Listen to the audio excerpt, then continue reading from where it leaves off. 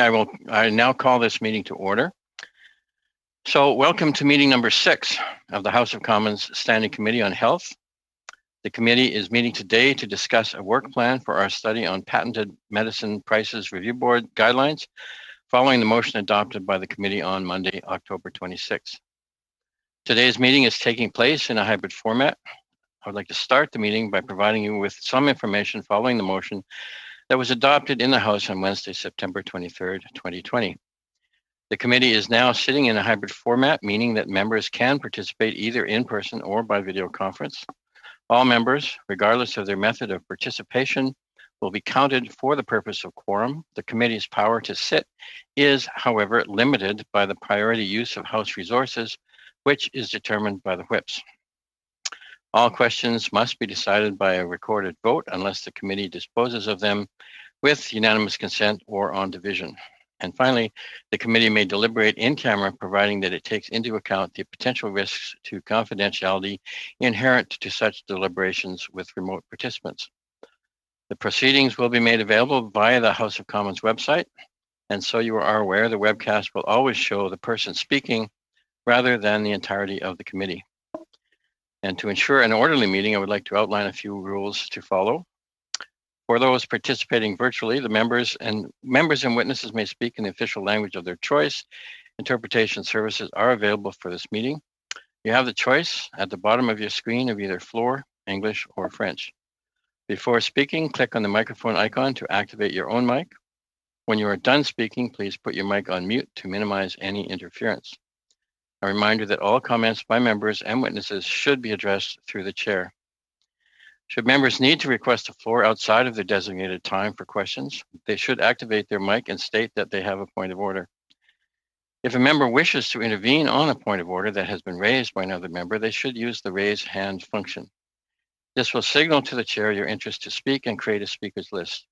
In order to do so, you should click on participants at the bottom of the screen. When the list pops up, you will see next to your name that you can click raise hands. When speaking, please speak slowly and clearly. And unless there are exceptional circumstances, the use of headsets with a boom microphone is mandatory for everyone participating remotely. Should any technical challenges arise, please advise the chair. Please note that we may need to suspend a few minutes as we need to ensure all members are able to participate fully. For those participating in person, proceed as you usually would when the whole committee is meeting in person in a committee room. Keep in mind the directives from the Board of Internal Economy regarding masking and health protocols. Should you wish to get my attention, signal me with a hand gesture or at an appropriate time, call out my name. Should you wish to raise a point of order, wait for an appropriate time and indicate to me clearly that you wish to raise a point of order. With regard to a speaking list, the committee clerk and I will do the best we can to maintain a consolidated order of speaking for all members, whether they are participating virtually or in person. In order to be fair for all committee members, the list of speakers will only be activated once the meeting has officially started and not on admission to the room. Point of order, Mr. Chair. I believe staff is not getting the audio. Monsieur le Président. So, Mr. Clerk, could you check to see that the audio is coming through? Yes. For the staff? Sure.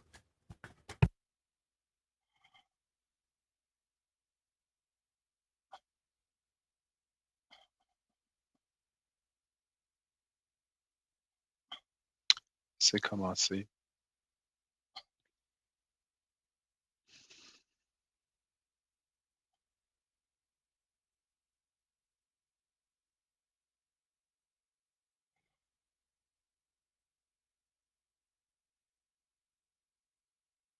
Donc, tu n'es pas branché. So you're not plugged in. Okay, well, I was just added into the meeting. This is the third time that this has happened, and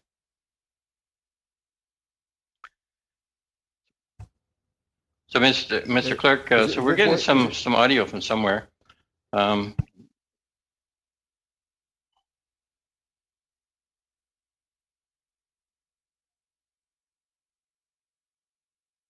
I'm told it should be okay now.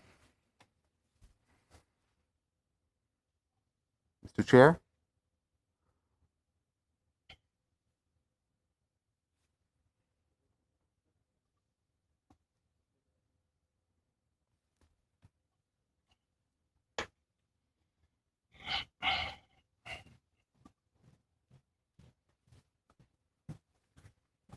Is it?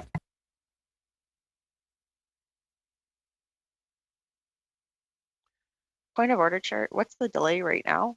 I mean, we're half an hour into this meeting. Yes, you're correct. The audio is not getting to the staff Or members, so we're just checking. Okay, so it's coming through now, but whatever the technical issue is on your end, it needs to be resolved. Monsieur le Président, pendant qu'on vérifie l'audio, est-ce que je pourrais... While we are verifying the audio, could I... Sorry. Health committee, and they will look at if they have problem with the mic. Okay, can I get someone to follow up with me after the meeting, because I want to make sure. Est-ce que je peux... Need it. Okay.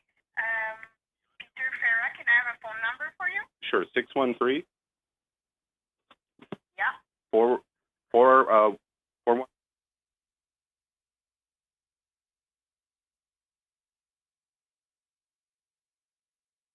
So there's still an issue, and I need it resolved right now. Like the clerk needs to shut the audio off, please, of whoever's talking, and they can watch it on Parlview because we've wasted half an hour this morning and we have business to attend to. Please. Yes, I understand. So, Yeah, we're all good. okay, thank you very much. So before I get to your points of order, I just want to mention that we are, we are meeting today for the PMPRB. I should point out that on Friday, we have the minister scheduled and officials for 2 hours, and that will be televised. So I'm hopeful that we can get squared away on a PMPRB study today, so we could perhaps start next week. The analysts have indicated that in order for us to do a study and do a report, if we can get our meetings done and instructions to them done by the 11th of December, they'll be able to do a report that we can consider once we come back after the break. It would be extremely difficult to get a report tabled by December 11th. But in order, I mean, it is possible, but it require a great deal of effort on behalf of the analysts, and we would restrict the report to what we could table. In any case, if we can get squared away on the witnesses or the work plan for the PMPRB study, I would propose that we have the first meeting next Monday, possibly the second meeting on Tuesday. So if we could do like 2 weeks of PMPRB, it gives us time to get squared away on our house study, and hopefully at some point today we can move on to that, get that organized as well. So now I believe Monsieur Thériault has raised his hand on a point of order. Monsieur Thériault, please go ahead. Oui, Monsieur le Président. Yes, Mr. Speaker, Mr. Chair. After having had some sound problems, and especially because I couldn't vote, either I don't hear the clerk calling people, or because I hear the translation and I don't hear the clerk when he asks me to vote, and then there is a delay for interpretation, and I think that I'm the only one who needs the interpretation when we are getting to the vote. And I went to go and check section 605, and I think we're the only committee functioning with in this way for the vote. And there is a systematic delay that prevents me to hear correctly and to be right there for the vote. And because of this bad interpretation that says that we need to read the name of members by alphabetical order and by party, well, we should first start with the majority opposition parties and the minority opposition parties, as we did before this session. So I would like to ask whether we can go back to vote by majority party, which will solve my translation problem and my delay issue. And we'll be able to do as any other committee functioning in this with this house. Terrio. So what we can do right now is when we do a vote, we can certainly put in and make sure we wait a few seconds before we call the vote. So that will resolve some of your problem. As regard to the process in general, I think you and I and the clerk should meet offline and see if we can find a way forward on this. Would that be acceptable? Monsieur le Président, on pourrait voter. Mr. Chair, we could vote the motion right now. According to Section 206, well, I ask that we come back to the parliamentary tradition, that is to say that we call the vote by party, by majority party.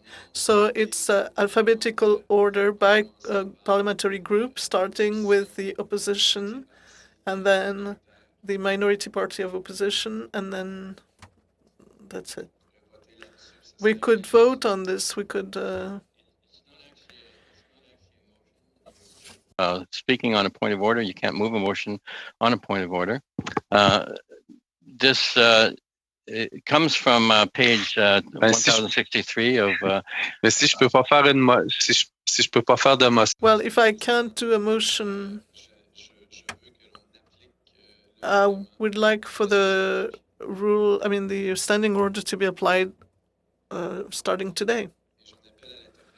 And I ask for the clerk's interpretation of this. We are page 1063 of the book.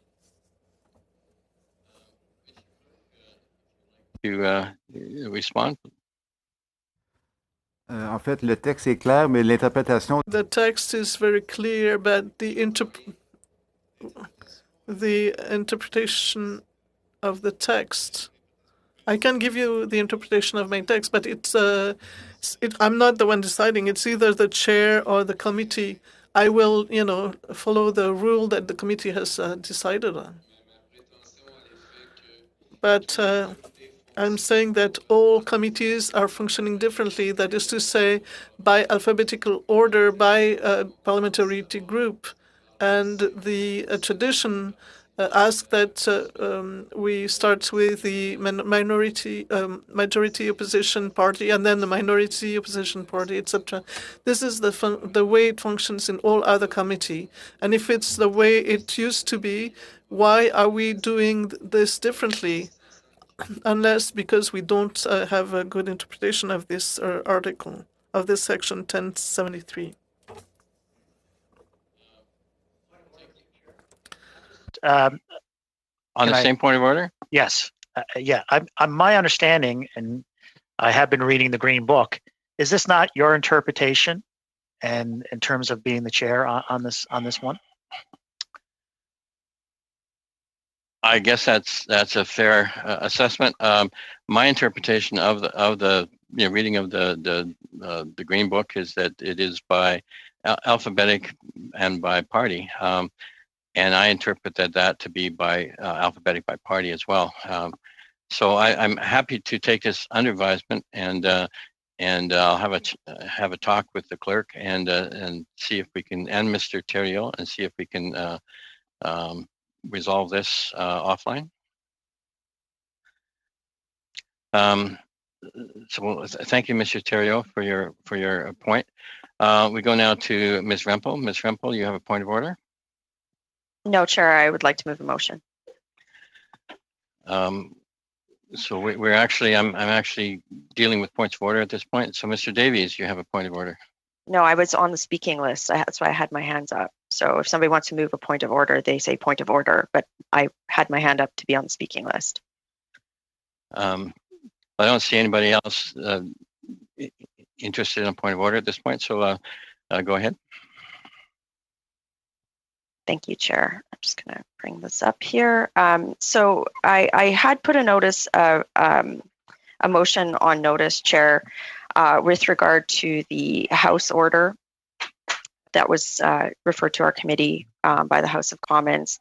And it just is with regard to the process for document redaction. So I know that there was some interest in having potentially having the law clerk appear before our committee to go through whether or not there's adequate resources, et cetera. So just for discussion, I move that in relation to the study referred to the committee by the House on October 26, 2020, the committee hold a meeting on or no later than, and I'm flexible on the date, we could say, within the next week, in which the committee would invite the law clerk to appear for 1 hour in camera and hold 1 hour of committee business. Again, I'm open to amendment of that motion, but I know that there was some interest from committee members on ensuring that there were adequate resourcing of the law clerk prior to the end of the document order period that was in the motion that was referred from the House. Point of information, Mr. Chair. Go ahead. Through you to MP Rempel. I'm just wondering the rationale for the 1 hour in camera, one out of camera. I'm just curious. I'm wondering if she would be able to respond to that. Thank you. Chair, may I? Yes, go ahead. Yeah, I think when I put the notice of motion on forward, we still didn't have a timeline for when we were putting the COVID study plan together. So if that's something that we're doing today, again, I'm open to amendment of the motion. It doesn't have to be that way. If colleagues would like to have an opportunity to have the law clerk here to, because I know that there was a lot of questions about the process for redaction and if there was adequate resourcing for that to happen within the time period. I'm just proposing that we invite him here, just as a point of business on the House order. That's all, but open to amendment. Point maybe of information at this point. So are you open to the possibility of not having this meeting in? Oh, sorry, is the opposition in favor of the possibility of amending that to allow this to not be in camera? Again, Chair, I'm fine. I think when I put the notice of motion forward, it was because we had no direction on when we were going to be doing committee business and that sort of thing. So again, this is it's just something that I understood that other committee members were looking for. So I'd just like to get that done ASAP. So as moved, which requires us to go into meeting camera, it would require unanimous consent to pass this motion because of our routine motions. It requires unanimous consent to deal with, to sit in camera for other than those 3 specific cases.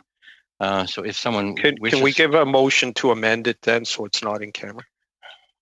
Are you making such a motion? Yes. Yes. Okay. So we have a motion by Ms. Rempel to call the law clerk to speak to us in the near future. Amended by Dr. Pawlowski to remove the in-camera aspects. Is that clear to everyone? Yes.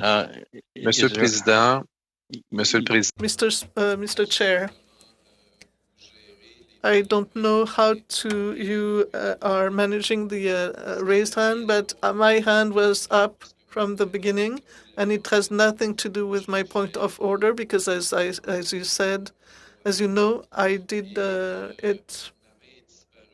My hand disappeared, but I would have liked to say what I think about what we're talking about right now.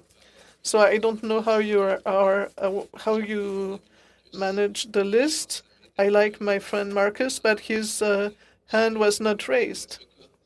So I would like for you to respect the raised hand. En chambre. I take your point, and I apologize. So we will withdraw Marcus's intervention at this point. So I see on my list, I have Mr. Davies, Mr. Fisher, Mr. Van Bynen, followed by Mr. Theriault. So we will go back to that list. Mr. Davies. So this is on the motion as unamended. Mr. Davies, go ahead. Thank you, Mr. Chair. Well, I want to be clear. I will speak to this motion, but I don't want to lose my spot. I was next on the speakers list on a different issue, so I just want to make that clear. Quite frankly, I don't understand why we're calling the law clerk at all. The law clerk has been designated by a House motion to redact documents before this committee on at least 4 specific grounds, 3 really, and then a 4th one on a particular aspect of the House motion.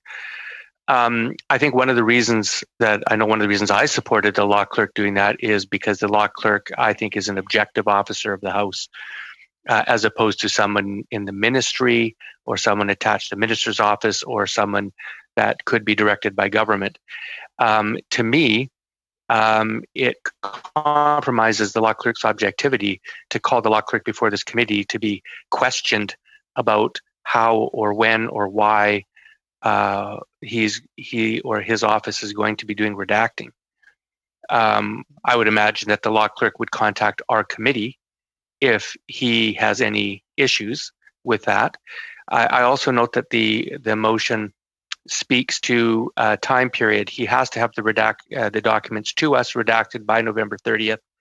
There is, if my memory serves correct, an opportunity for him to ask for an additional 7 days. And that's it. So I expect documents to be received by this committee in redacted form according to the motion passed by the House by November 30th, or at latest, I guess that would be December 6th or 7th. I'm concerned about politicizing the act of redacting. To put the law clerk before us to have Liberals, Conservatives, NDP bloc question him on how he's going to be redacting, I think is inappropriate. Those are my feelings. If the law clerk is going to come before committee, if that is the will of this committee, to call him, then I absolutely think that he should be conducting the testimony in public. But I could be persuaded otherwise. So if a motion is going to be made to have the law clerk appear in public, not in camera, I would support that. But at this point, I must say I'm not sure what we gain or what the purpose is from having the law clerk before a committee while he is supposed to be redacting documents. Thank you, Mr. Davies. Mr. Van Bynen, go ahead. It would be helpful for me to gain a better understanding, but my concern was largely around there is another process also involved in redacting documents, and that's the ATIP process as well.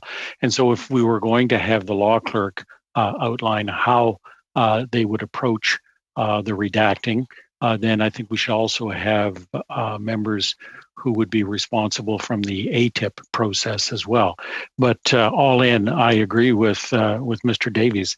It might well be best not to engage the law clerk at this point and let him go through his process. And then if there's any questions of clarification following that individual's due diligence, then that might be the time to have that conversation.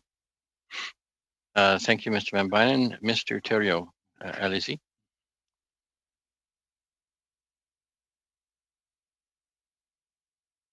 Oui,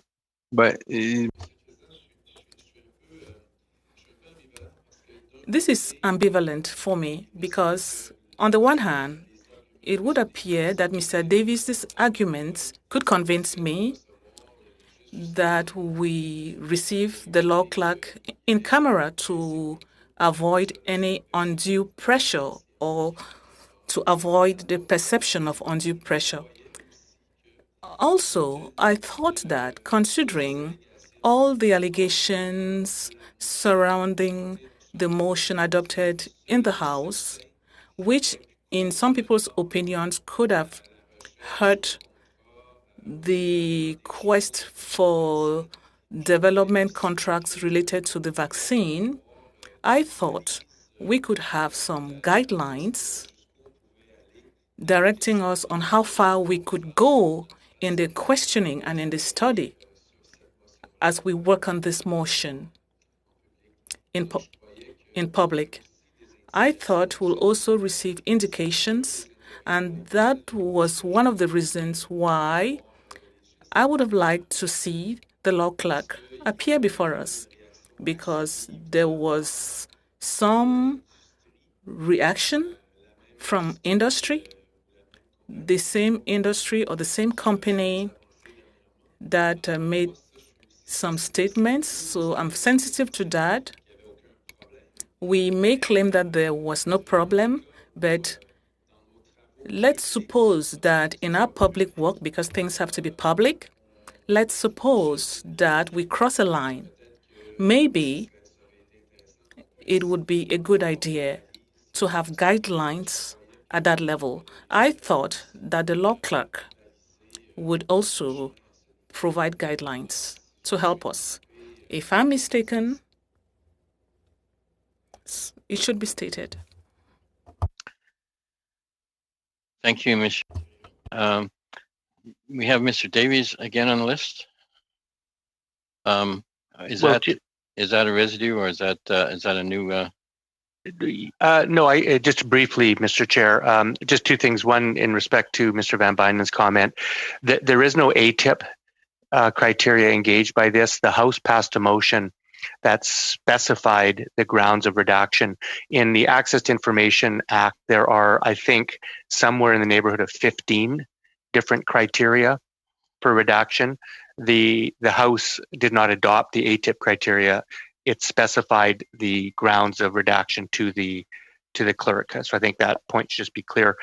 And second, with respect to Mr. Terrio's points, the guidelines have been given, in my opinion, the guidelines have been given to the clerk by the House. It's not to the Health Committee. It's not within our jurisdiction as Health Committee to refine those or change them or embellish them. The motion that was passed in the House of Commons is clear, and I'll just leave it by saying I think to respect the integrity of the process and the integrity of the law clerk's office, the motion has been passed. It's in the law clerk's hands, and I say we just leave it in their hands to comply with the motion. And again, if the law clerk has any questions, I'm not even sure that the questions would be properly directed at the Health Committee if it were it being a motion not passed by the Health Committee but by the House of Commons itself. Thank you, Mr. Davies. Dr. Pawlowski, please go ahead. Yes, Mr. Chairman. The motion wasn't our party's motion, but I think now that the motion's out there, I wanted to put a motion to amend the motion to make it public. Thanks. The whole of it public. Thanks. So you're moving to amend the motion to remove the requirement for in-camera sittings. Is that correct? Yes. So we have Ms. Rumpels-Garner's motion amended by Dr. Pawlowski. The discussion is on the amendment. Is there any further discussion on the amendment? Monsieur le Président, est-ce que... Mr. Chair, could Mr. Pawlowski at least give some arguments?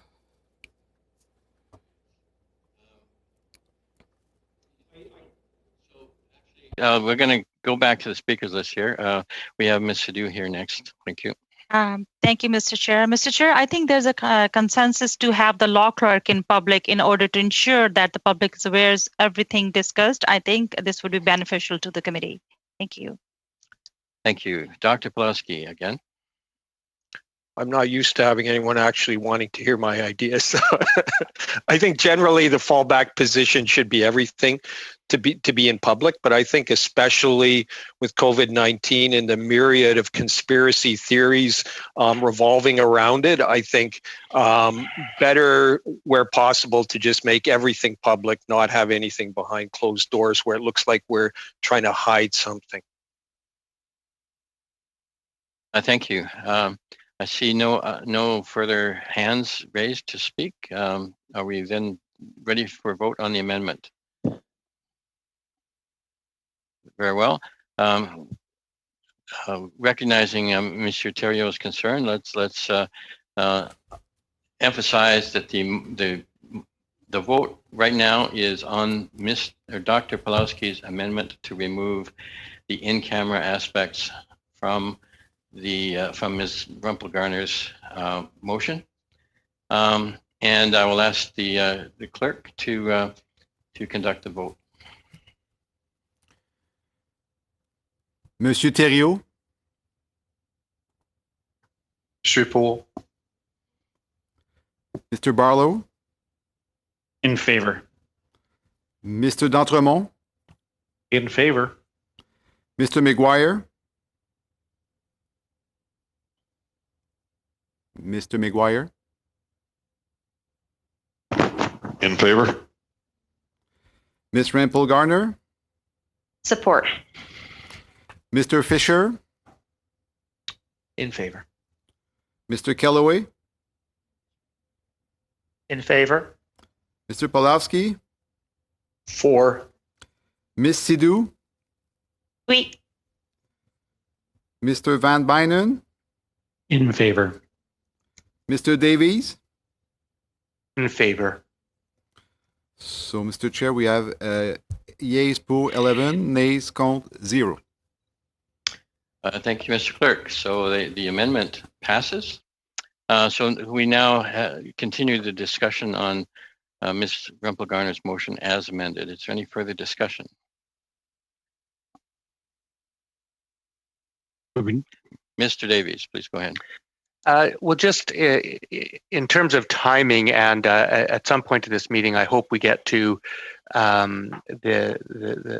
discussion about what we're going to be doing in the remaining 7 meetings we have before the holiday break. I noticed that we've, since we've been convened in September, I don't think we've had a single meeting yet on any matter of substance.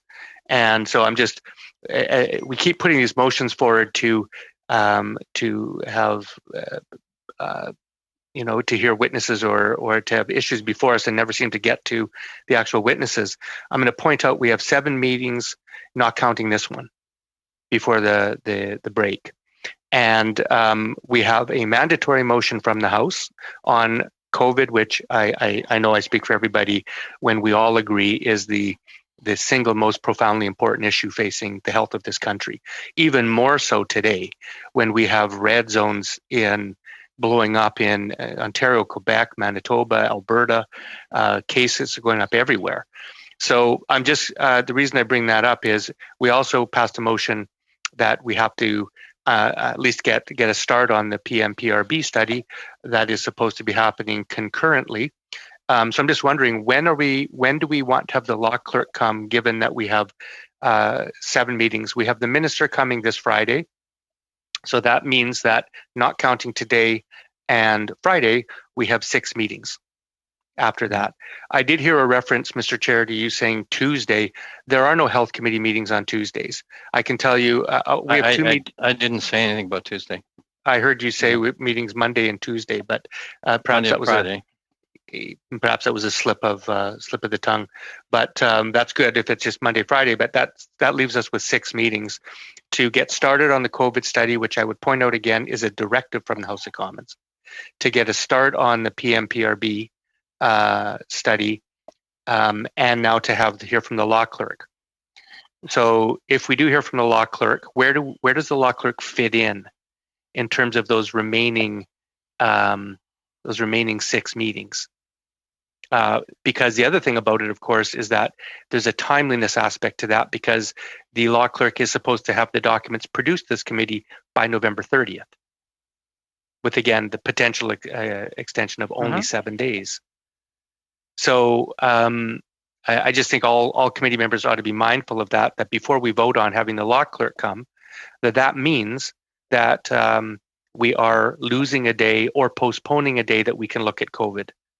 And that's my main focus right now. The PMPRB is important, but it's not as timely. It has to happen as concurrently. So I'm going to encourage my colleagues to vote against this. I just don't see that we gain much in having the law clerk come before committee. I won't repeat my arguments that I made before, which is that I actually think it potentially harmful. And just given the packed agenda of this committee and the need to get underway, particularly on the COVID study, which I think Canadians want us to be looking at as health committee, I just think it pales in comparison, and we shouldn't be taking valuable committee time to talk to the law clerk when we should be talking about these other issues. Thank you, Mr. Davies. We go now to Mr. Kellaway. Thanks, Mr. Chair, and I want to thank Mr. Davies' comments on this one. I'm wondering, given the tight timelines, as Mr. Davies put very well, might we want to look at the clerk coming on Monday? Might that be an option for us in terms of doing what everybody on this committee wants to do, everybody, and get to get starting? Thank you, Mr. Kellaway. You go now to Ms. Rempel-Garner, please. Yeah, I guess I'm just trying to find a way to get us to consensus on this. I'm with Mr. Davies. Like, we need to have a work plan going forward with the COVID study. It needs to start before Christmas. Something that we could do is, I'm assuming that we would have officials present for the first meeting of our COVID study. We could always just tack it on and have the law clerk be present on a panel. So if anyone wants to ask questions, they can do so with other officials there as well too. On the first time that we start COVID study, I can't amend my own motion. So if there's desire to do that, somebody could do that. I would support that. But I am with Mr. Davies that we need to get going. Again, the intent of having the law clerk here was that, the Liberal Party and others were fairly intent that, the House motion that the law clerk was not going to be able to do the redaction. I'm with Mr. Davies. I do think that the law clerk has the full capacity to do it. This is just an opportunity for committee members to confirm that. Thank you, Ms. Rempel-Garner. I should point out that we need, when we're bringing witnesses, we need 72 hours ahead of time to get that squared away. Mr. Barlow, please go ahead. Thank you very much, Mr. Chair. And I think Ms. Rempel-Garner kind of beat me to the punch, but I would like to make an amendment to Ms. Rempel-Garner's motion, and certainly listening to Mr. Davies kind of outline the number of meetings we have. I think he makes a good point.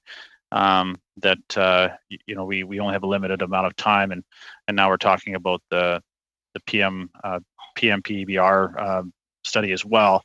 I'm wondering if I can make an amendment to Ms. Rempel's motion that instead of inviting the law clerk for the 2 hours, an hour as part of or 1 hour just for a separate meeting, that we invite the law clerk to be part of a witness panel on the first meeting that we have as part of the COVID study.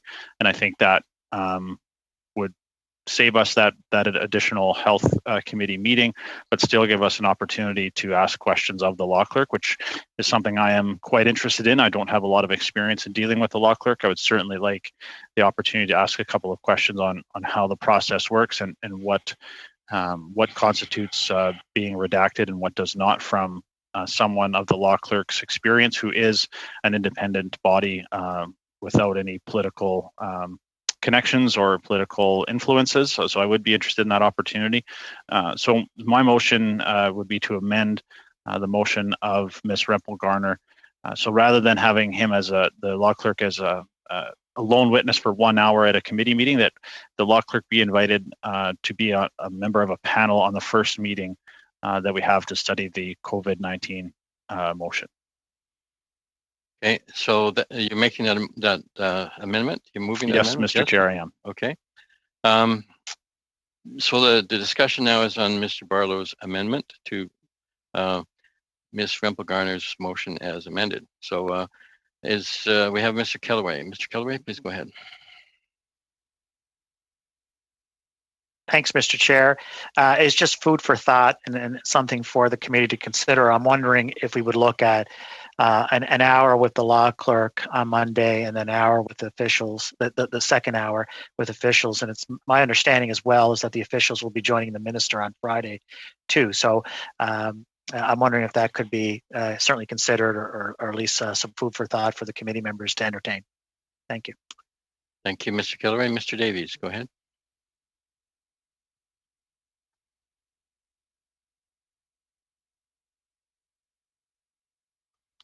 Mr. Davies, you're on mute.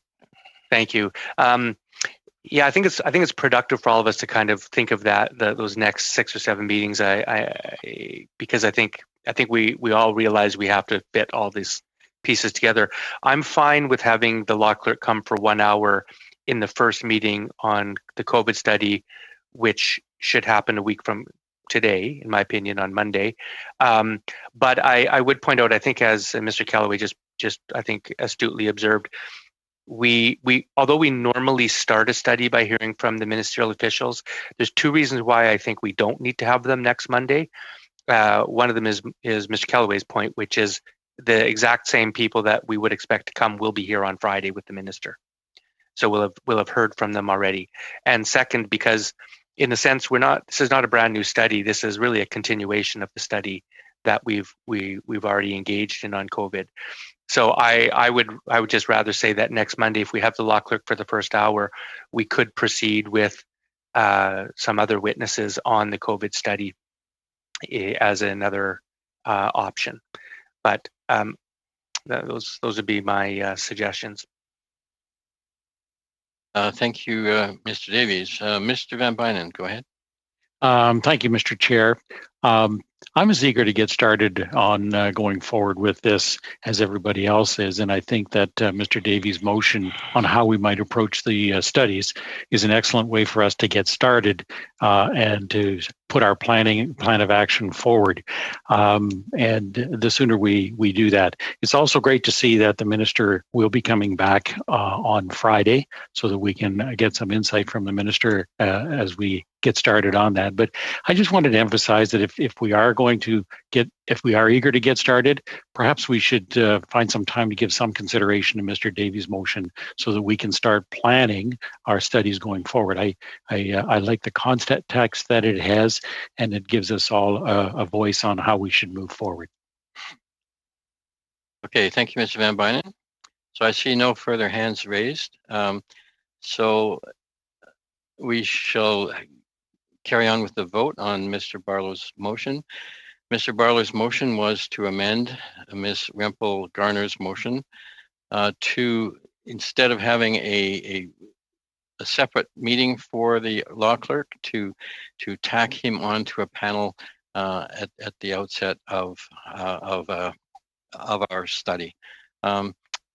That's a very blurry summation, I think, of Mr. Barlow's motion. I hope I'm close. In any case, so we have Mr. Davies putting up his hand. Go ahead. No, Mr. Chair, proceed with the vote. I'm just getting ready to speak for the next one. Thank you. Fair enough. Point of information is the clarification whereby the law clerk would have the first hour, someone else have the second hour. Is that consistent with Mr. Barlow's motion? That's not how I understood it.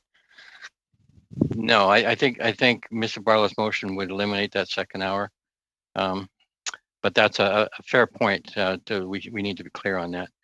So, Mr. Barlow, was that your intent? Yes, not to have that second hour. That the law clerk would be part of a 1 hour panel as part on the first, preferably the first meeting that we begin the COVID study, but just a member of a panel for the first hour.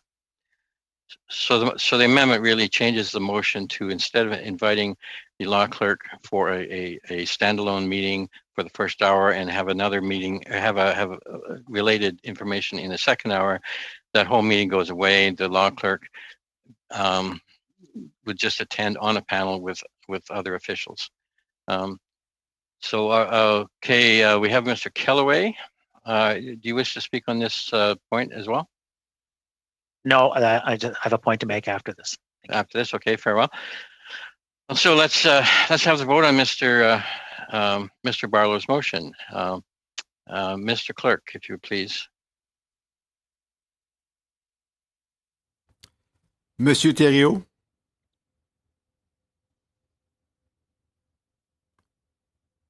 Monsieur Thériault. Je suis pour. Mr. Barlow. In favor. Mr. D'Entremont. In favor. Mr. McGuire. In favor. Miss Rempel Garner. In favor. Mr. Fisher, Against. Mr. Kellaway, Against. Mr. Polowski, Against. Ms. Sidhu, Against. Mr. Van Bynen, Nay. Mr. Davies, 4.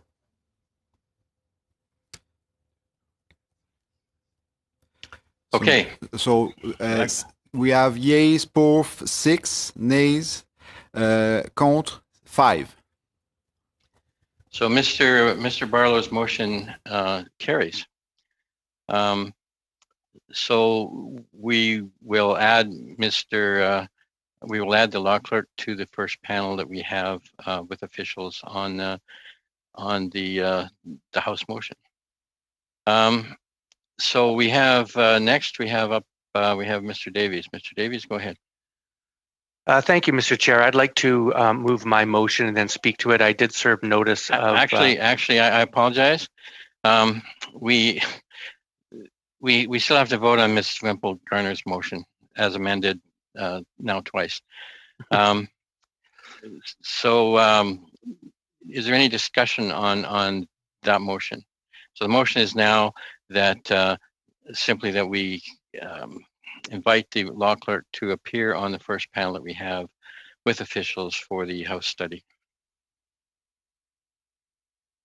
So I have Mr. Davies, Mr. Kellaway, Mr. Theriot hands up. Is that on this point or on this discussion? No, negative? Okay, so in that case, let us have the vote on Ms. Wimple-Garner's motion as Can I just make amended. one quick point of order? Did we already amend it to meet in public, right? Yes. Yeah, thank you. Okay. In seeing no further interventions. Mr. Chair, just to be clear, would you mind reading the motion as amended, for clarification? Excellent. We'll put that on to the clerk if we could. Mr. Clerk, if you would be able to well, I don't have the actual text, but I don't have the actual text, but it says that we will invite the law clerk for our first meeting in public meeting on a panel with other witnesses. That's my understanding, but I don't have the text there. And all the other stuff in Ms. Wimple-Garner's motion originally basically goes away. So, just for clarification, so then the words "and hold 1 hour of committee business" has that been deleted? Because I don't recall seeing or hearing a motion on that. That was part of Mr. Barlow's amendment. Okay, all right. So it would be helpful to hear the motion as amended. So if I'll take a stab at it. So the motion as amended is that we invite the law clerk to appear on a panel with officials for the first, the first officials panel that we have for the House study.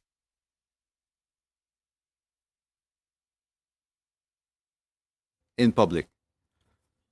Yeah, which will be in public, yes. Okay. Any further questions? Point of order, or point of information, Mr. Chair. I just want to make sure I have this correct. So it's officials and not witnesses, right? I just wanted clarification on that. That's all. Thank you. Well, yeah, officials are witnesses, but they are, I guess. You know what I mean? Yeah. Yes, yeah. Absolutely. Yeah. Correct. Okay. Any other interventions? Yeah. Sorry, Mr. Chair. I just want to be clear. The motions of the law clerk come on the first meeting of the COVID study. And does it include is it require us to have officials in the second half? I'm unclear on that. It is to add the law clerk to a panel with such other officials as we invite to that meeting. So it's not first panel, second panel. It's the panel with officials. We will add the law clerk. Officials or witnesses? Officials. No, if I can just intervene for information, Mr. Chair, I thought, and I'm not trying to muddy the waters here, but I thought my motion and Ms. Wimple-Garner's motion had nothing to do with both officials.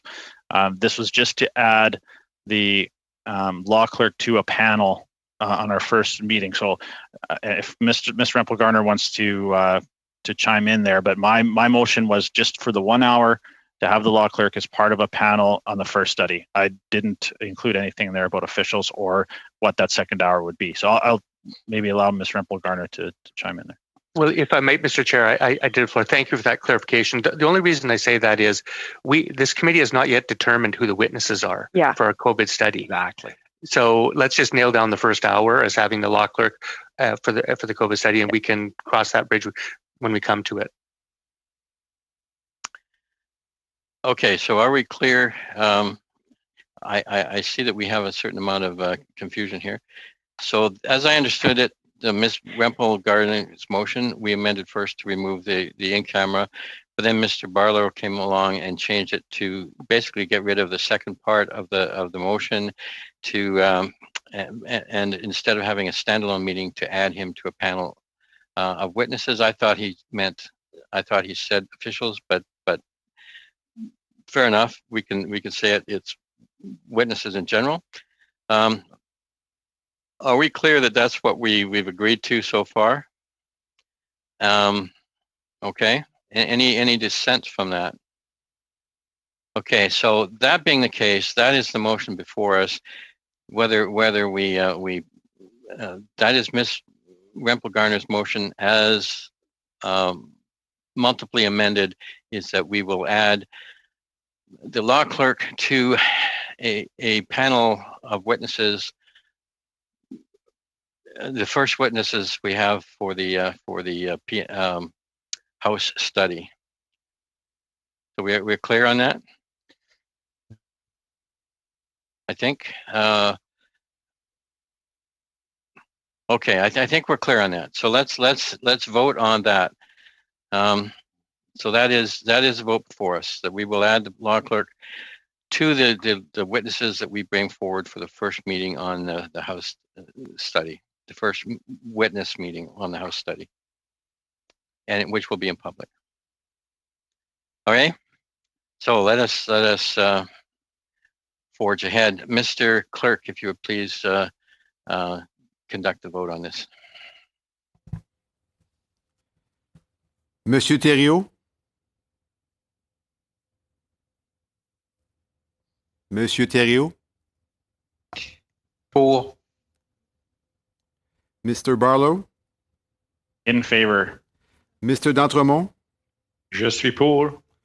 Mr. McGuire? Or. Ms. Rempel-Garner? In favor. Mr. Fisher? Sure. Mr. Kellaway? Je suis pour. Mr. Pawlowski? For. Ms. Sidhu? In favor. Mr. Van Bynen? In favor. Mr. Davies? Je suis en faveur de la motion. So, Mr. Chair, we have yeas pour 11, nays contre none. Aucun. Thank you. So thank you, committee. So we have now decided that we will include an invitation to the law clerk for the first meeting with witnesses that we call for the House study. Going forward, we have Mr. Davies. Mr. Davies, go ahead. Thank you, Mr. Chair. So I'm going to move a motion that hopefully will allow us to plan our meetings until the holiday break. And I've served notice of that motion last week. I will read it into the record. That pursuant to the order of reference of Monday, October 26, 2020, the committee commenced its study of the emergency situation facing Canadians in light of the second wave of the COVID-19 pandemic in the following manner. Each party shall submit 4 topics ranked in order of priority by the close of business Wednesday, November 18, 2020. B, each topic will be examined in turn and by priority on the following rotation: Liberal, Conservative, Bloc, NDP.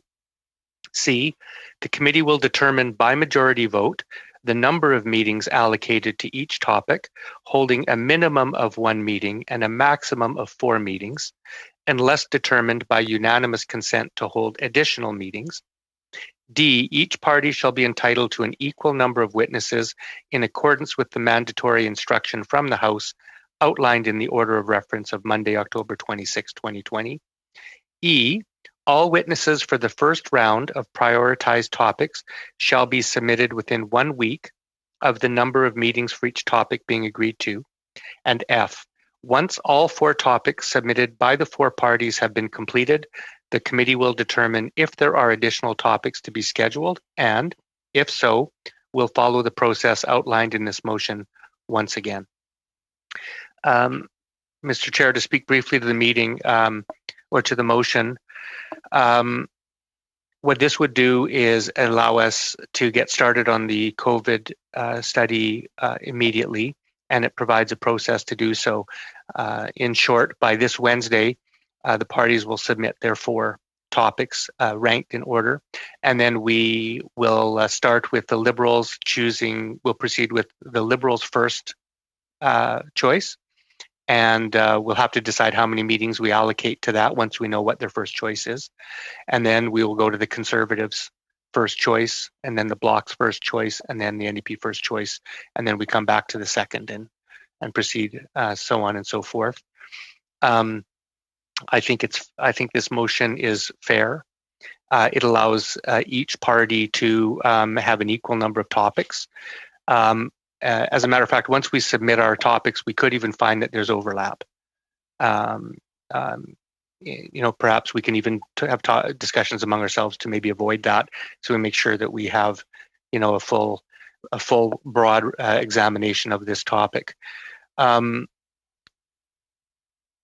I think the motion, we have to get started on the COVID study as a matter of priority.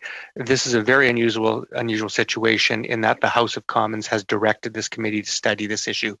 And I think when we marry that direction with the obvious, red hot pandemic gripping our country right now, we should get started on this right away. I'm going to suggest a little bit more. I'm going to suggest a little bit beyond this of scheduling. Again, this meeting's number 8. Friday is the minister. That means we have 6 meetings after this before the holiday break. I'm going to suggest that of those remaining 6 meetings, we have 4 of those meetings be allocated to the COVID study and 2 to the PMPRB study. Because for a couple reasons, we did pass a motion that we study the PMPRB issue concurrently, which means at the same time. But that motion also required us to have a minimum of 4 meetings. For us to have 4 meetings on PMPRB before Christmas means we would only have 2 meetings on COVID.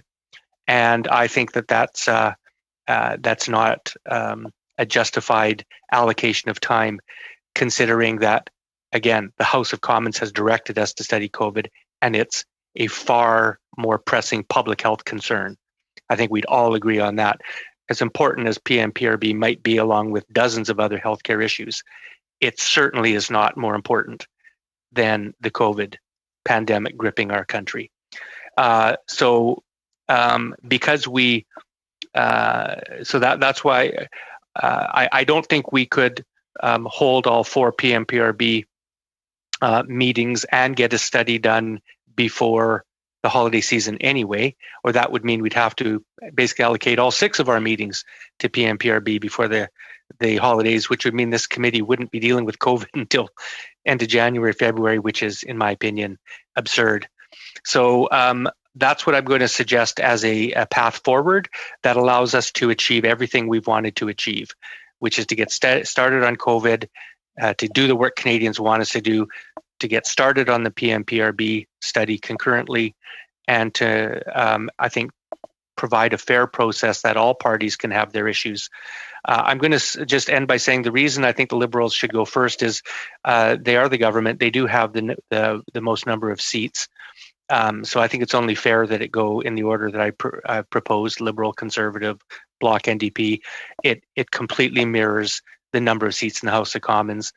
So I just don't see how we could construct any fairer approach to getting underway than this. And I sincerely hope we can pass this swiftly because, as I said before, it's already mid-November and we haven't even started hearing from any witnesses on the health committee. And I think we're all, I think I speak for all of us when I say we'd all like to do that and get commenced on that. And the reason I want to pass it quickly now was so that we can get started.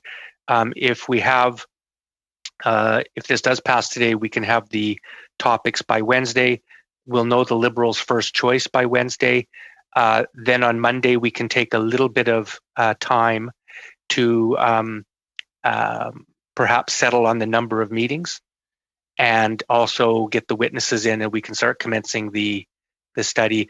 Maybe in the meantime, after that, we can get started on the PMPRB study. I'll just conclude by saying of the remaining 6 meetings, I don't think it matters which 4 are COVID and which 2 are PMPRB, but we can proceed in whatever way is most efficient for the committee.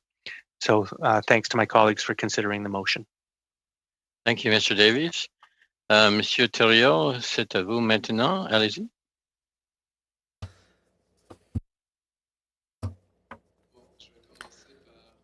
Well, let me start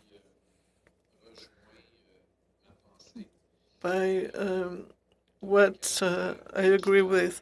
As for the equitable or fair character of the proceeding, I agree. However, it's the 6th meeting since the vote at the House. We had 3 meetings. If it's that important, and I believe it is so, we should use this motion. And according to this motion, we should have started 3 meetings ago. And it seems to me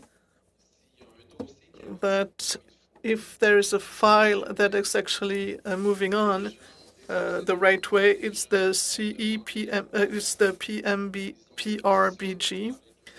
People had briefs and they tabled them in a very short delay on the 6th of November, and we should take note of what they did, the work they did, and we have half an hour to actually solve this issue.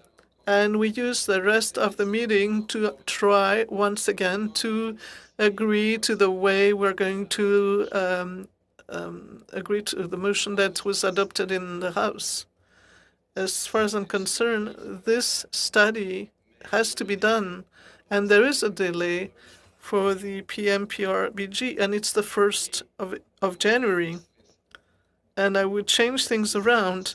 We have 6 meetings before Christmas, and I would spend 4 meetings on the PMPRBG, as the motion mentioned, and I'll spend 2 on the study of the COVID, because this study will continue after Christmas, which is not the case for the PMPRBG.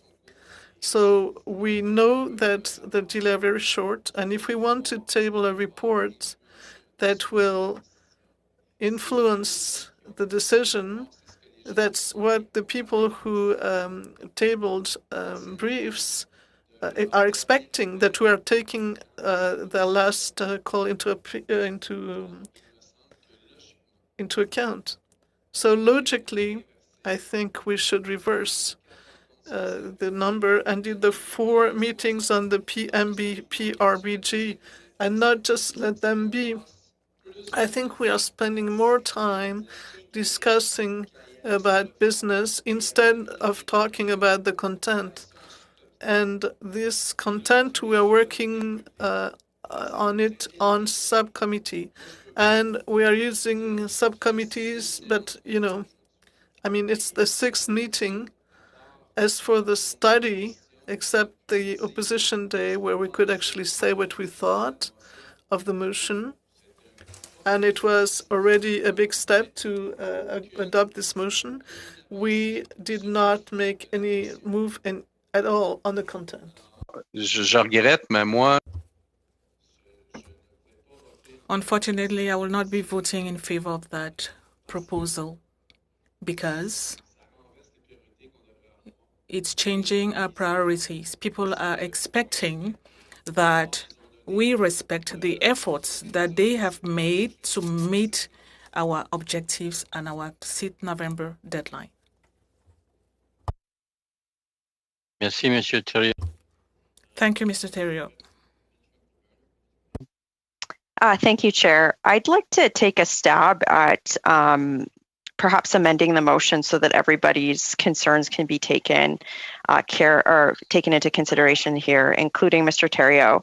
So I propose that we amend the motion as follows. So first of all, just to clarify what Mr. Davies said with regard to rotation of topic rather than rotation of everybody's lists, right? Because like what I don't want to see is to have the Liberal Party exhaust their topic list and then we move on to the Conservatives.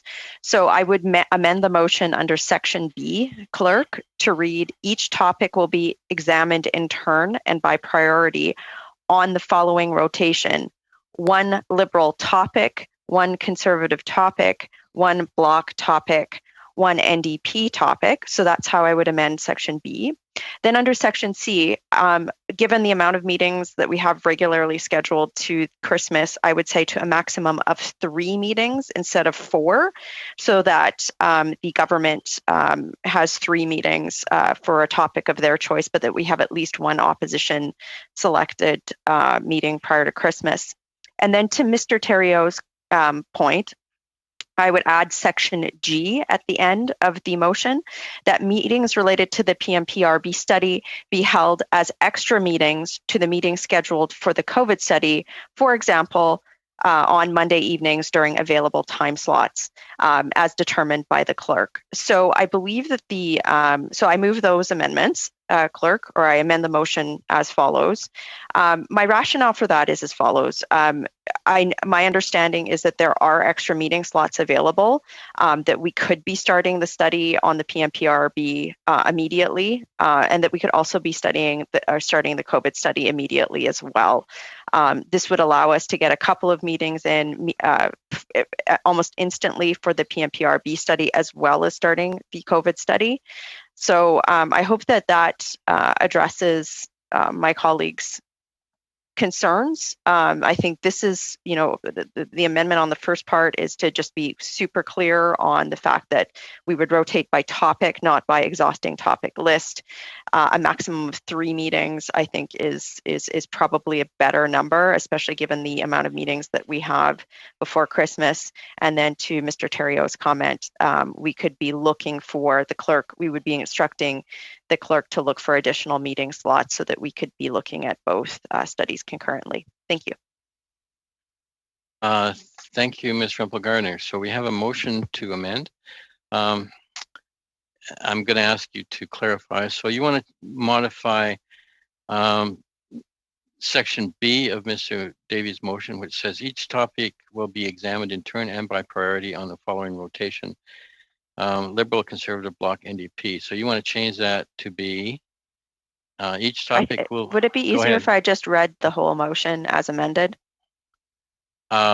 Sure.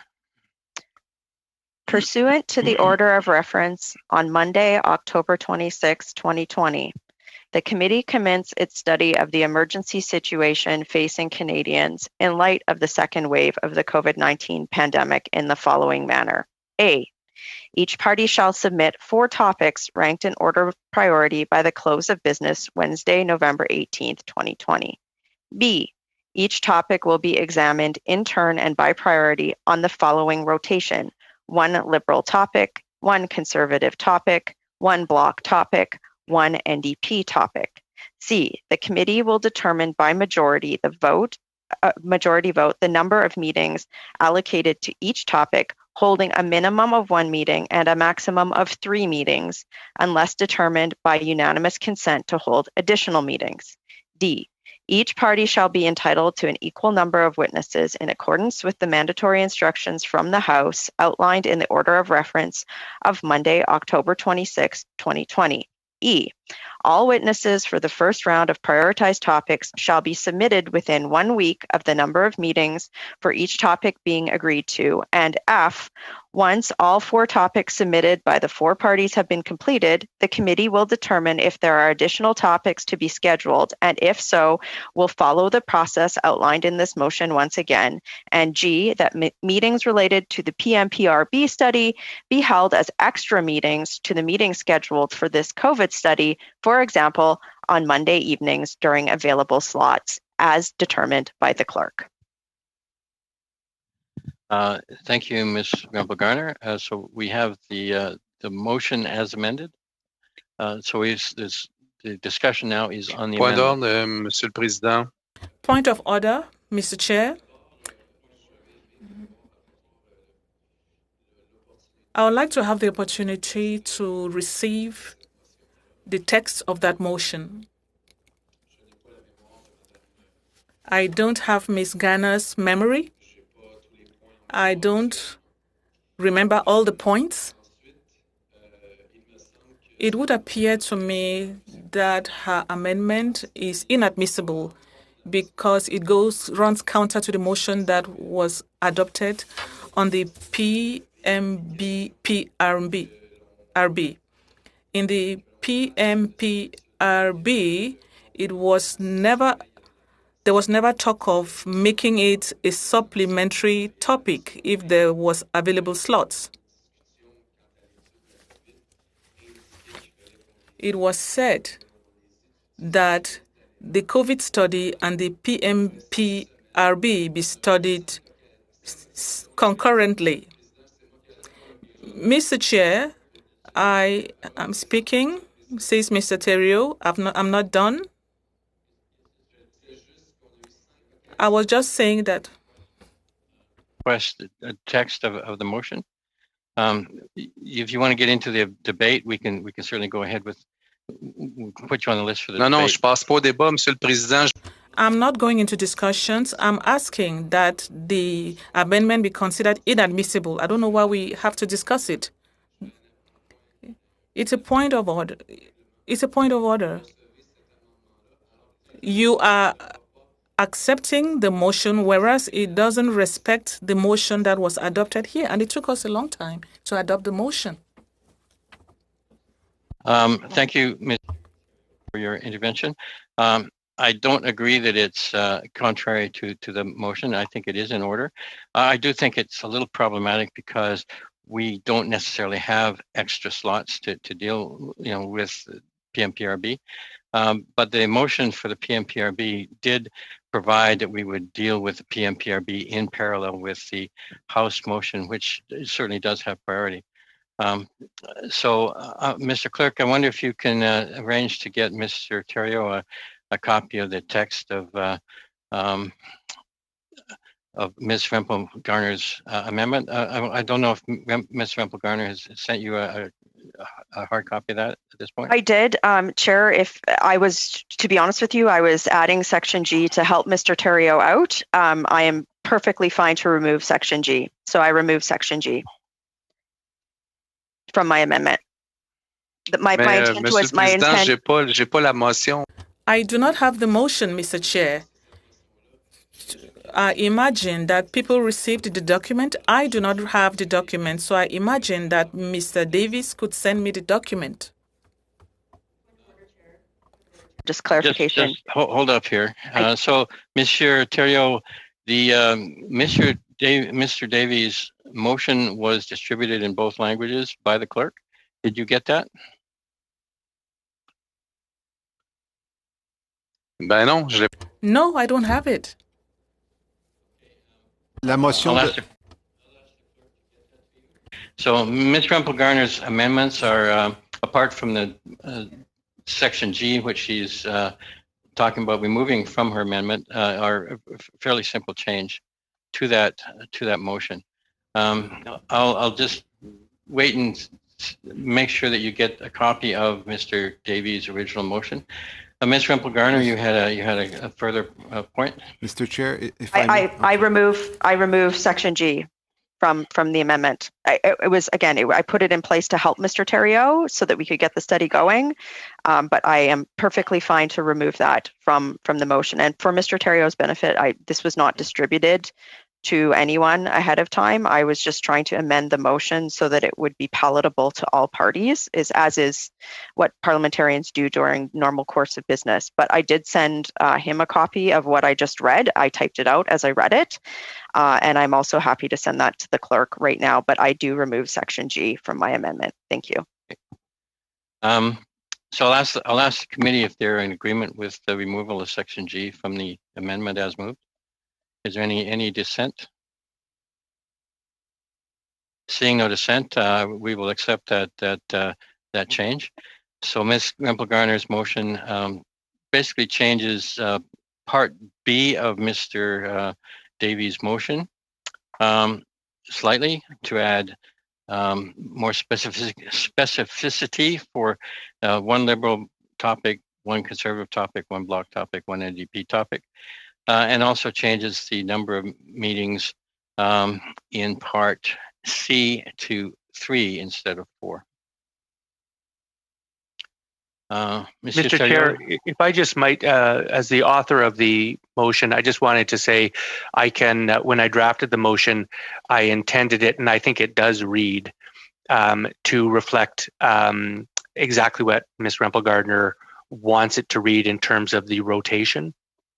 So if it's helpful, we could all, at least that part of the amendment, I want to be clear that I always intended it to be, we'll proceed with the Liberals' first choice, then the Conservatives' first choice, then the Bloc's first choice, then the NDP's first choice, and then we come around to the Liberals' second, Conservatives' second, etc. I think it reads that way now. I'm happy, just as a friendly amendment, I'm happy to give that assurance to Ms. Rempel-Garner. If she feels that she needs that clarified in the motion, I'm okay with that. But I just wanted to say that that's exactly the process I intended. Thank you, Mr. Davies. We do have the amendment on the floor, and we have to deal with that, which I agree that it does clarify your intent quite well. So as soon as Mr. Theriault has got a working copy that he can use, Mr. Theriault, are you okay? Do you have a copy of the motion? I have now sent it twice, Chair. Okay, that's I've now fine. sent it twice. And point of order, Chair. I'm sorry for my frustrations, but as a normal course of business, when we are undertaking motions in committee and we are amending it, we don't have to circulate amendments. I'm just saying, just so that we can move forward and get this done today. You're quite correct. However, it is, I think, important for us to work in a collegial manner that we all have the information. Mr. Theriault did not, for some reason, get the original notice of motion sent by Mr. Davies, and I don't know what happened there, but once we can resolve that, I think that Mr. Theriault will be able to deal appropriately with the amendment. I have a point of order too, Mr. Chair. I just want to clarify. I submitted my motion last week, far in advance of the 48 hours notice, to the clerk. It was distributed in both official languages. I just want to be clear. This was not an error or failure on my part. If Mr. Theriault didn't get the motion, it's because he didn't get it from the clerk, not from me. Actually, it's not up to us individual members to distribute these motions to everybody. It is appropriate to send it to the clerk. Your motion was received. I received it in ample time. It's all square. I don't know why Mr. Theriault didn't receive it, but I certainly hope he has received it now so that we can go forward. So on Ms. Monsieur le Président, je suis en train de faire la lecture. Mr. Chair, I'm reading the document. So the change from Ms. Rempel-Garner is to change to section B to be more specific about how the topics will be dealt with, and in section C to change it from 4 meetings to 3 meetings. Okay, so that being the case, let us go forward with the vote on Ms. Rempel-Garner's amendment. So, Mr. Clerk, if you would please Mr. Terry, are you ready to vote on this? Oui, l'amendement qui consiste à dire un sujet par... Oui, je suis pour. Merci. See, Mr. Clerk, if you please conduct the vote, please, on Ms. Rempel-Garner's amendment. Monsieur Thériault? Oui, pour. Mr. Barlow? In favor. Mr. D'Entremont? Je suis pour. Mr. McGuire? For the amendment. Ms. Rempel-Garner? Support. Thank you. Mr. Fisher? No. Mr. Kellaway? No. Mr. Polowski? Against. Ms. Sidhu? No. Mr. Van Bynen? No. Mr. Davies? No.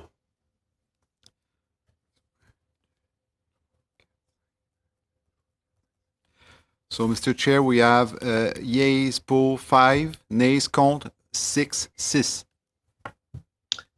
Thank you, Mr. Clerk. So the amendment does not pass. We carry on with the motion as originally moved by Mr. Davies. Is there any further discussion on Mr. Davies' motion? Seeing none, let us carry on with the vote. Mr. Clerk, if you please. Point of order, Mr. Chair. I did have my hand up, but it wasn't recognized. Can I still say something, or am I past time? Actually, you know what? That's my fault. I apologize, Miss. I had windows in the wrong place here. I apologize. I see actually Mr. McGuire, Mr. Davies, Mr. Thériault, and Mr. Polowski with their hands up. So let's go ahead with Mr. McGuire, please. No, thanks. No, it was to do with previous amendment. I'll pull my hand down. Okay, thank you, Mr. Davies. Any further discussion? No, negative. Monsieur Thériault. Oui, Monsieur. Thank you, Chair. In the part of the motion that says that the committee will decide the number of meetings between 1 and 3 on each topic, am I to understand that that is not determining the number of meetings on this study between now and the break? So if I'm understanding this correctly, the motion allows us to leave open the decision that we would make as to whether we are undertaking 4 meetings about the PMPRB and then this study until Christmas. Is that correct? Am I understanding section C of this motion? Parce que si on adopte... Because if we adopt it, and that means that we are bound to devote all of our meetings to the study on COVID, then that creates a problem, because I don't want to leave open the option that the PMPRB study be linked to room availability or not, for example. Because that's what I'm gathering from the amendment tabled by Ms. Rempel-Garner earlier, who was saying that subject to availability, we would additionally undertake PMPRB, whereas in fact the motion says that both studies are important. And we know that the first on COVID, of course, will go beyond the break. So that's why I just think it would be logical to prioritize PMPRB sessions between now and Christmas without necessarily using each meeting for that, but having 4 as was stipulated in the motion that we did adopt. Thank you, Mr. Theriault. So the motion, Ms. Rempel Garner's motion or amendment did not pass, so that's not relevant anymore. The motion by Mr. Davies as it stands is silent on the actual scheduling of the meetings.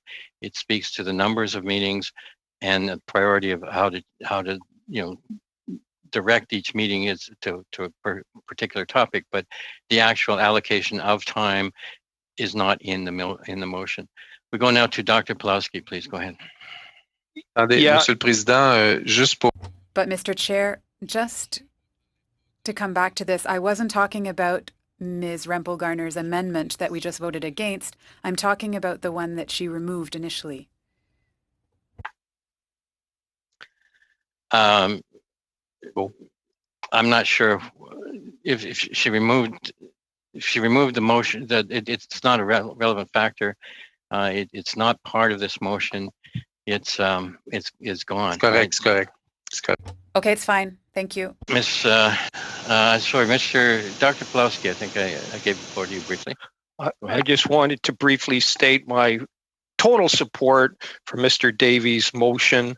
It's great and will be great that we actually start studying this after a while. I've certainly shared a lot of people here's frustration in seeing this committee not addressing the issues. I think we really have to start shining a light on COVID again. Here in this committee, none of us have a position, well, perhaps short of the parliamentary secretary, none of us have a real position to influence how things are going to go in terms of how we deal with the pandemic. But I think we can certainly shine a light on various aspects of the problem. And it's certainly frustrating in that with now 2 vaccines on the near horizon, hopefully by I'm hoping early spring, we're starting to mass immunize, and with a light at the end of the tunnel, this turns out it wasn't quite the marathon that maybe we thought it was going to be. It looks like more like a 1,500-meter race. And for the first 3 laps, we were doing fantastic as a country. And now in the last lap, the wheels fell off the bus, it seems, where we're either dying or we're stopping for a smoke or we're going into the stands and starting to talk to our colleagues. We have to get across that finish line. And to do that, I think one of the things we want to do as a committee is to start really addressing the issues. I think this is a great way forward, and we want to start shining a light on the actual problem. So great motion, Mr. Davies. Thanks. Thank you, Dr. Pawlowski. We go now to Ms. Rempel Garner, please. Go ahead.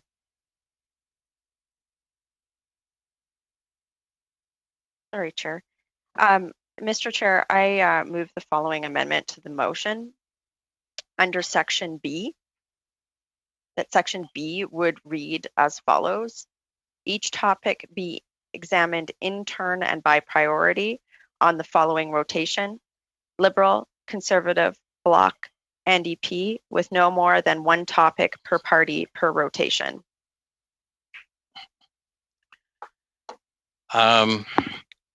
I think that's essentially was what you dealt with in your previous motion. It's substantially the same.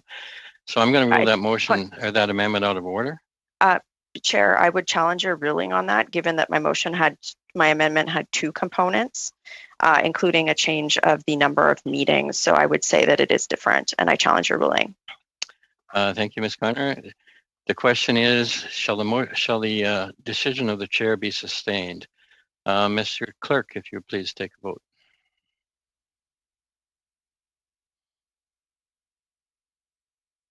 Monsieur Theriault? J'appuie. Mr. Barlow? I support Ms. Rempel's challenge. Mr. D'Entremont? I support Ms. Rempel's challenge. Now we're voting on that the chair's ruling be sustained. So we're clear? Yes. A yes vote means the chair's decision is sustained. A no vote means that you support Ms. Rempel's perspective. Yeah, I vote no, Mr. Chair. I vote no as well. Mr. McGuire? No. Ms. Rempel Garner? No. Mr. Fisher, Yes. Mr. Kellaway, Yes. Mr. Polowski, Yes. Ms. Sidhu, Yes. Mr. Van Bynen, Yes. Mr. Davies, No. Mr. Chair, we have yeas pour 6, nays contre 5, 5. Thank you. So the chair's ruling is sustained. Mr. Davies, your hand is up. Please go ahead. Well, I just think it's really important to clarify, and I think if everybody disagrees, I just want to reassure Ms. Rempel-Garner that the motion reads now very clearly, and I want us all to be on the same page, that we will be picking the priorities of each party and then going in turn. The other thing is perhaps I shouldn't have ventured into the number of meetings, because you were right, Mr. Chair. This motion does not speak to the number of meetings that we allocate at this point.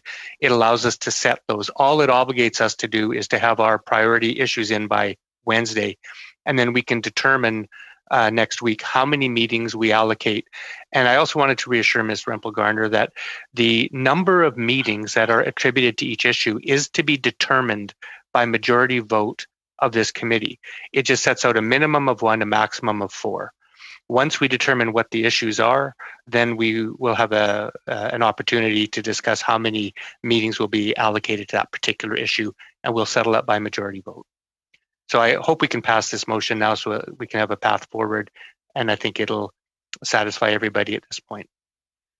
Thank you, Mr. Davies. Is there any further discussion on the Mr. Davies motion? Seeing none, and I see that I have my full window in view, I'll ask Mr. Clerk if you would please conduct the vote on Mr. Davies' motion. So the motion is that as Mr. Davies moved it, as we have copies distributed in both official languages, and there's been no effective amendments. So please go ahead with the vote, please. Monsieur Thériault. For. Mr. Barlow. I vote against the motion. Mr. D'Entremont. I vote against the motion. Mr. McGuire. Against. Ms. Rempel-Garner. Against. Mr. Fisher. For. Mr. Kellaway. For. Mr. Polowski. For. Ms. Sidhu. In favor? Mr. Van Bynen. In favor? Mr. Davies. In favor.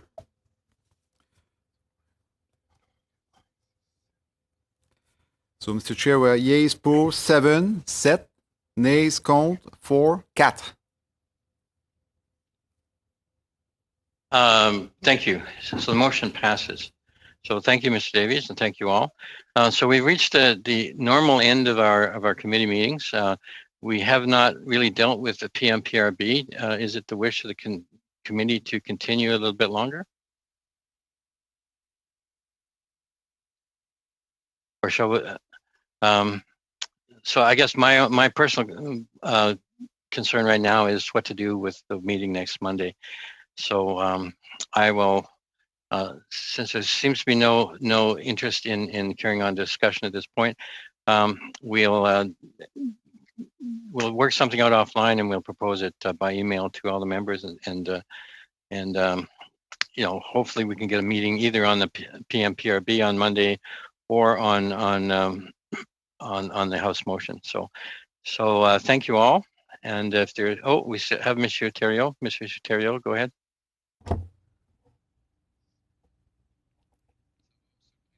Thank you, Mr. Chair. You've already mentioned the point I was going to raise about the fact that it would not be logical that we can't do PMPRB Monday, seeing as there are people who did their work, they submitted, and we must respond in kind and deal with this. Thank you. Thank you. Hearing that, I mean, I think it's going to be difficult to get witnesses sorted out for the PMB apart from officials. So perhaps on Monday we'll do a meeting on PMPRB with officials. A point of order, Chair. Point of order, Chair. It is Monday today. That is a full week. I can guarantee you the stakeholders who are watching this can appear by next Monday. I cannot accept you saying you can't schedule meetings in a week virtually. Well, that's crazy. I'm happy to go forward from this point and discuss PMPRB, which is what this meeting was called for. Have people need to put forward their witnesses. We need to decide as a committee what those witnesses are. And if we want to go forward right now, let's do it. Mr. Point Davies, of order, Chair. OK. J'invoque le règlement, Monsieur le Président. On a proposé des témoins.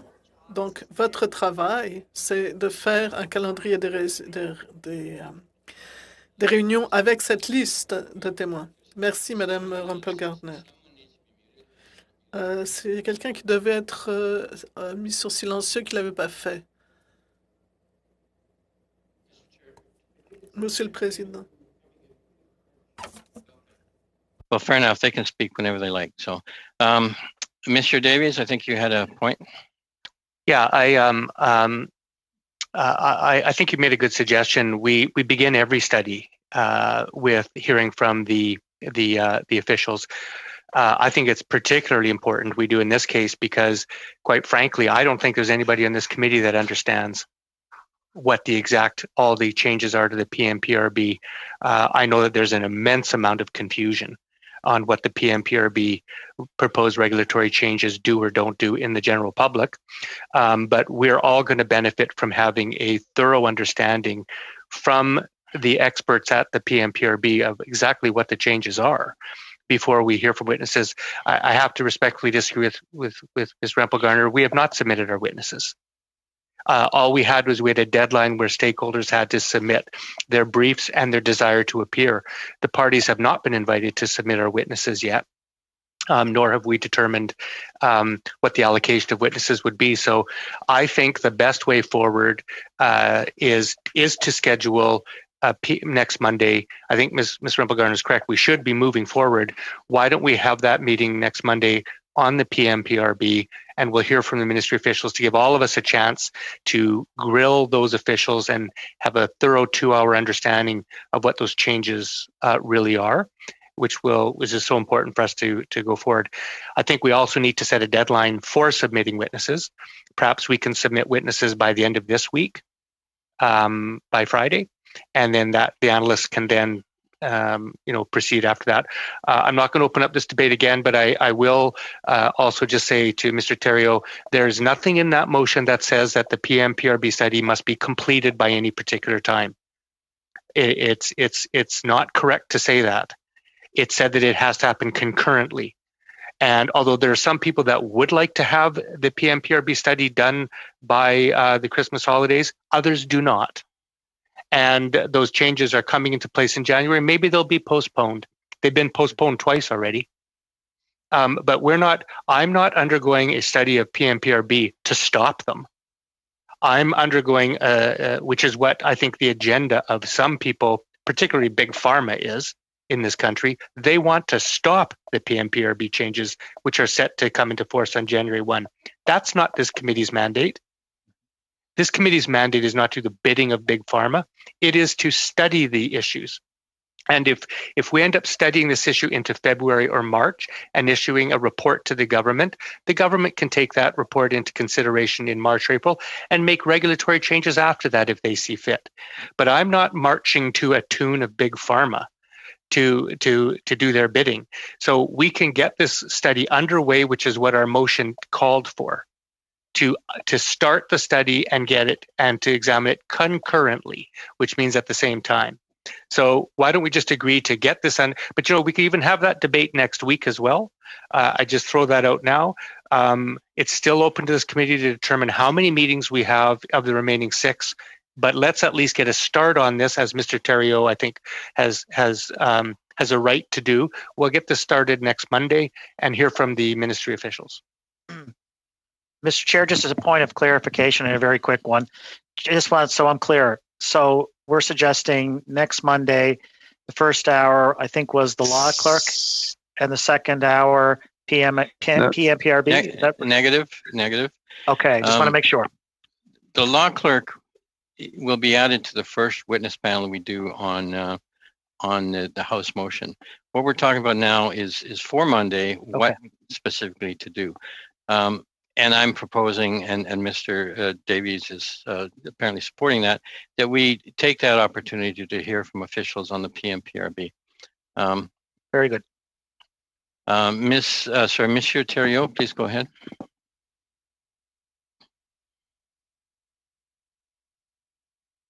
Monsieur le Président, Mr. Chair, I'm not very impressed by Big Pharma. I work for the patients who want to have access to their medicine and to have a new medicine or new drugs. And I hope that we can find a way to agree on things on this file. The government proposed to have a technical briefing, and I think that the question should be treated in a technical briefing instead of taking the time of all those who did a brief and want to meet us and who did not have a chance to be heard. And I'm not saying that we need time to be explained and ask a technical question to a CPMB. I think it can be happening in a technical briefing. What I propose is that the technical question should be in a technical briefing with the officials who have dealt with it, and that now we start to hear witnesses, and that we send you the list of witnesses. And we know that for the first session, we can have 8 witnesses. So each party could propose 2 witnesses. And we could already have a session that we could organize already. We have the list of people who asked to present something, and we have their briefs. We have all this. So I propose that we work with that we use a technical briefing, and that we hear the groups and the stakeholder already on Monday. Thank you, Mr. Thériault. Dr. Pawlowski, please. On that point, the technical briefing, I hadn't heard of this. Are we going to have it? When would that be? I certainly think that it would be, I would think, almost mandatory if we want to understand the subject for all of us to take part in it. Because what I do know about this is it is very complex, as Mr. Davies said. There's the PMPRB, but there's a sub board or something, and how they make their decisions about what to finance. It is all very technical. It took me an hour talking with pharmaceutical representatives to start to understand how it works. And I'm somebody who's done medicine for 35 years. So I would be happy to have that technical briefing outside of these hours, but when are we going to have it and can be arranged? So that is the point of having officials come in as a first meeting. Anyway, Ms. Rempel-Garner, please. Yeah, Chair. It was my understanding in correspondence with the clerk and with the text of the motion that we were supposed to have witnesses in last week because I think there was a deadline for the briefs, and that was the intent of the original motion, as we all understood it, was that the briefs came in, they'd be distributed by the clerk, we would read them, and we did have correspondence with the clerk, and the clerk had told my staff to have these witnesses in. Whatever.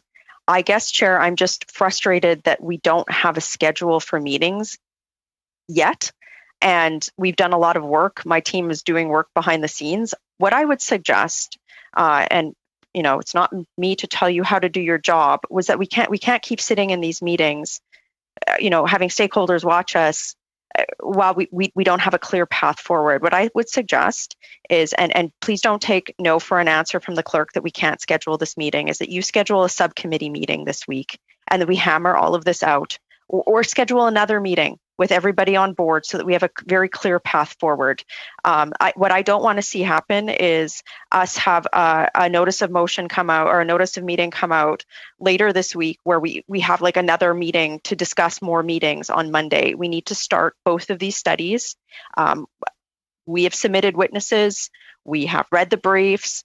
We've got very clear direction from the House. We've passed Mr. Davies' motion. Like, let's get started. So on Monday, we have to get going on at least one study. Thank you. Thank you. So in terms of asking for of doing a subcommittee meeting will take up the same slot as one of our regular meetings. And it's really up to the whips to decide what the availability of meeting resources is. I don't think we have any opportunity to do a subcommittee meeting this week. I will certainly ask. Failing that, I think the best course forward is that our first meeting next week will be on the officials on PMPRB. Okay. Ms. Sadhu, do you have a comment? Yes, Mr. Chair, I think we have a next 3 meeting planned. That is what I want to say. Yes, we have our next schedules in 3 meetings. That's what I want to say. Thank you. Any further interventions? Seeing none, the meeting is now adjourned. Thank you very much, everybody.